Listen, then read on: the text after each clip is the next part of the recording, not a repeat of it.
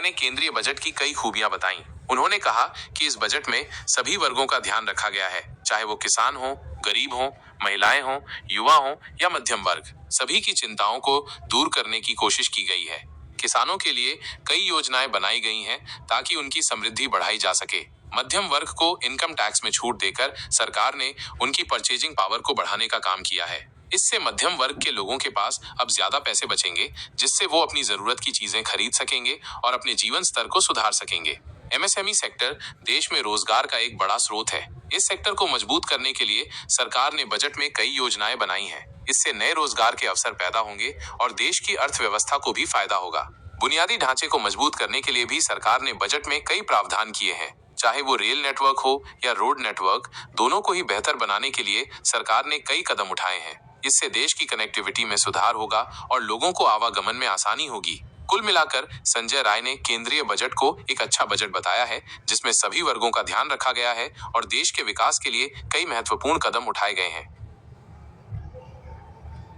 हमारे मखाना का बहुत बड़ा उत्पादन होता है, उसको व्यवस्थित और विकसित करने के लिए मखाना बोर्ड की व्यवस्था की गई है। बजट के अंतर्गत देश के अंदर जो दलहन है उसकी बहुत खपत है और जितना दालों की खपत है उतना उत्पादन नहीं होता है, इसलिए दालें विदेश से मंगानी पड़ती है। तो दलहन के उत्पादन के लिए विशेष योजना सरकार ने बनाया है और किसानों को चाहे वो सौर ऊर्जा से चलने वाले उपकरण हों, तमाम तरह के यंत्र हों, ट्रैक्टर हों, सौर ऊर्जा से चलने वाले पंप हों, सभी क्षेत्रों में और अनुदान दे करके किसानों को समृद्ध और मजबूत करने का प्रयास बजट के द्वारा किया गया। पहले मध्यम वर्ग को 7 लाख के आमदनी पर 0 टैक्स देना पड़ता था, उसको बढ़ा करके अब 12 लाख तक किया गया है कि 12 लाख जिसकी आमदनी होगी पूरे साल में, अर्थात हर महीने 1 लाख रुपए की जो आमदनी होगी उस पर 0% टैक्स लगेगा।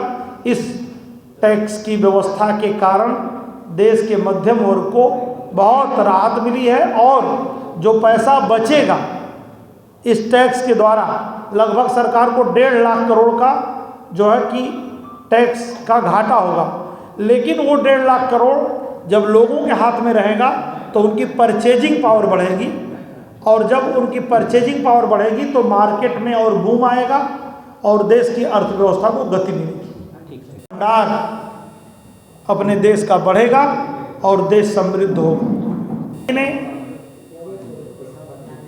हिंदुस्तान को 2047 तक विकसित भारत, विकसित राष्ट्र बनाने का जो सपना देखा है, लक्ष्य रखा है, उस लक्ष्य को पूरा करने में, उस सपने को साकार करने में वित्त मंत्री आदरणीय निर्मला सीतारमण जी द्वारा संसद के पटल पर रखा गया बजट निश्चित रूप से कारगर होगा, देश को कई कदम आगे बढ़ाएगा।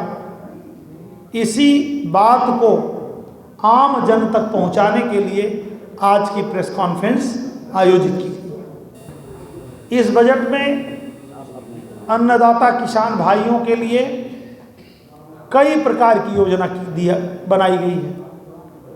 नंबर 1, आने वाले समय में फर्टिलाइज़र की कीमतें कम हों, इसके लिए एक फर्टिलाइज़र की बड़ी यूनिट आसाम में स्थापित करने की व्यवस्था की गई है।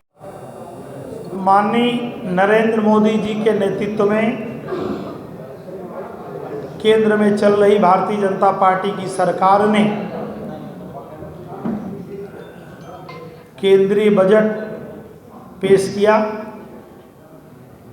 माननीय केंद्रीय वित्त मंत्री आदरणीय निर्मला सीतारमण जी ने जो बजट संसद के पटल पर रखा है, उस बजट में बहुत सारी विशेषताएं हैं। जहां एक तरफ बजट के अंतर्गत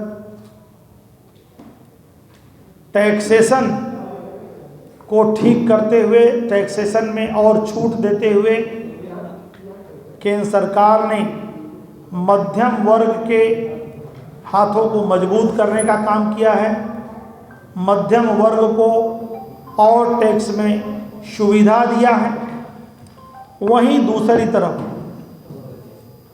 देश के अन्नदाता किसान मित्रों को समृद्ध करने के लिए केंद्र सरकार ने बहुत सारे प्राविधान किया है। किसानों को बहुत तरह की सुविधाएं प्रदान कर रही है केंद्र सरकार। देश में शिक्षा की व्यवस्था हो या देश के अंदर रोजगार की व्यवस्था हो, उद्योग की व्यवस्था हो, सभी क्षेत्रों में केंद्र में काम कर रही माननीय मोदी जी की सरकार ने